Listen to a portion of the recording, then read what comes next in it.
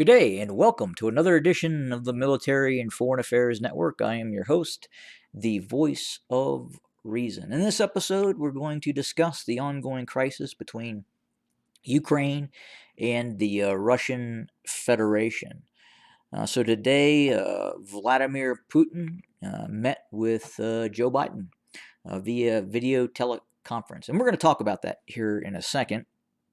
But first, we're going to discuss some of the headlines that are coming out of the ongoing coverage, media coverage of the situation between Ukraine and Russia and the West. So, first, Mail Online thought you were going to talk tough, Joe? Question mark. Biden gives Putin a wave after forgetting to turn on ... and that would be the mic.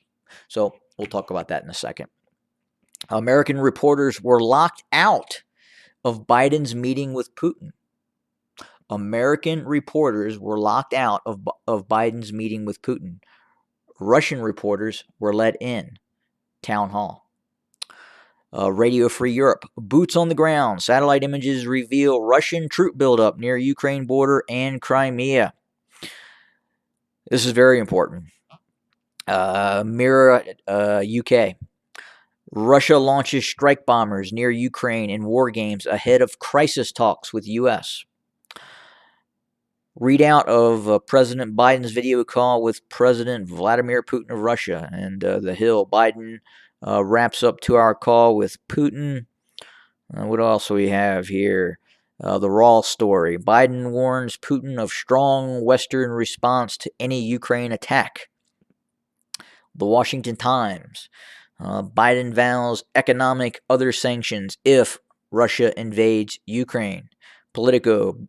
Biden warns Putin on call against Ukraine invasion. It kind of goes on and on about the meeting. But as I had mentioned earlier, there was a teleconference between Putin and Biden that started 1400 Greenwich Mean Time.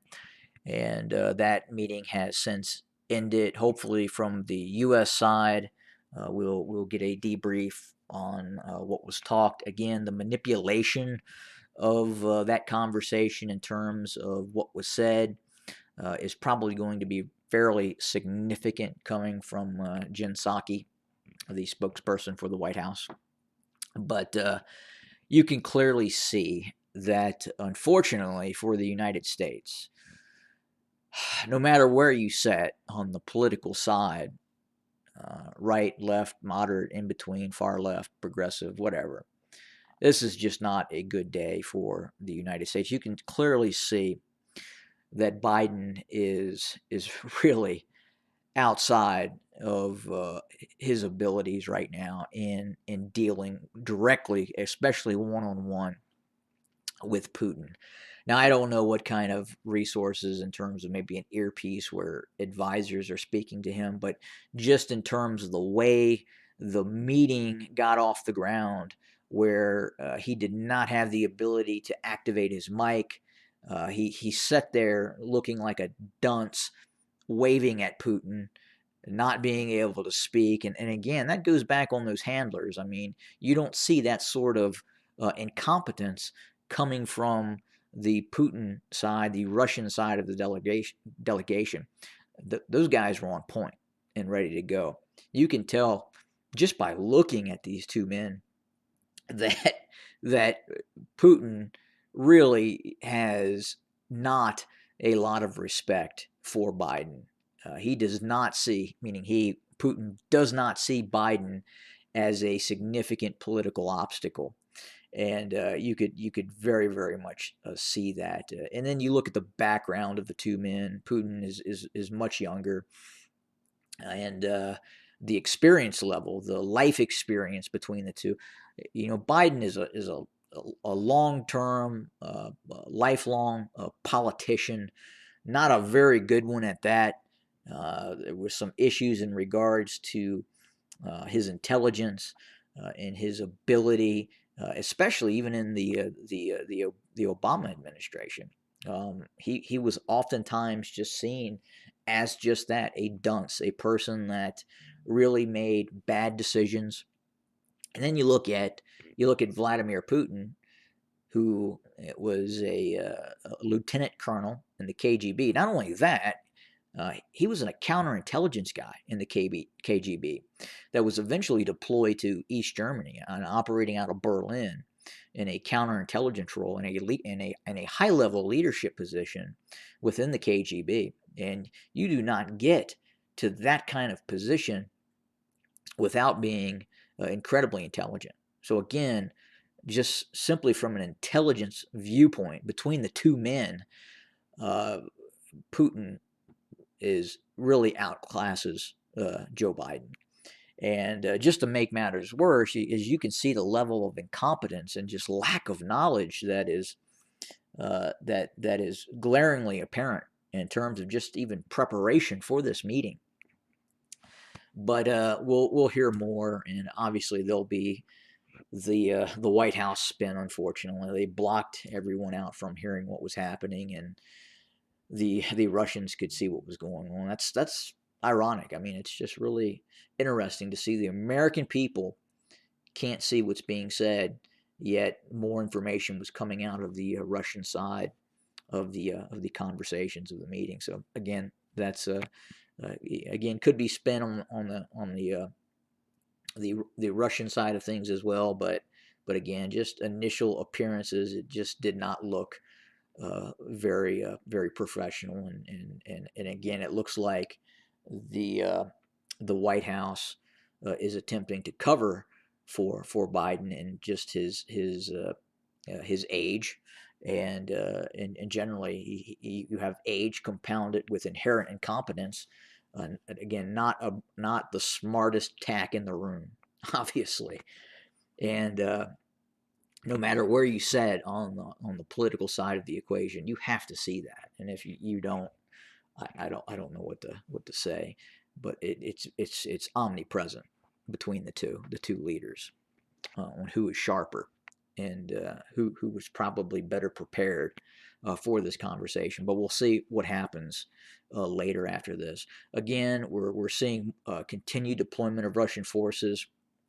I talked about the news article where we have seen the Su-34 fullback. Apparently, they've refurbished an airbase closer to the Ukrainian border, and they're now operating at least 17 Su-34 fullbacks, which are long-range strike assets that have the ability to drop precision-guided munitions, GLONASS, Russian versions of the GPS JDAM, basically. And again, we could probably see those assets to be deployed against Ukrainian forces if conflict were to erupt. Again, we'll probably see saturation attacks by Iskander and both ground-launched, sea-launched, and air-launched cruise missiles such as Caliber KH-101s. And we'll probably also see that the Iskander short range ballistic missile is probably actually a medium range precision strike guided asset as well. I have a feeling that the range on the Iskander is probably much greater than what is being reported. So again, we'll probably see that as well. But again, the situation incredibly precarious, heated rhetoric. It's too early to tell what came of this meeting. A lot of this could be just positioning by Putin to get something from Biden. And did Biden give that to Putin? And can Putin feel like he's going to achieve some sort of win, especially in terms of the Minsk agreements and the status of the separatists in eastern Ukraine? Again, very difficult to say. It doesn't look like that has happened.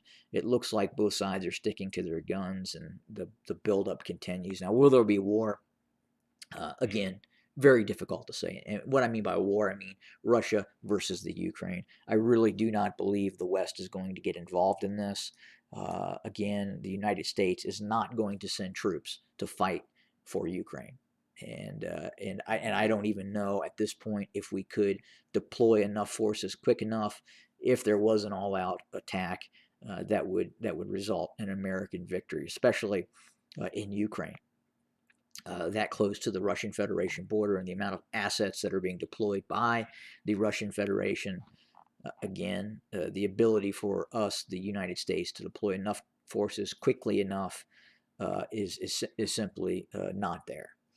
Again, there's just not enough forces in Europe right now. You have an airborne brigade in Italy and an armored cavalry regiment in Germany, and that is it.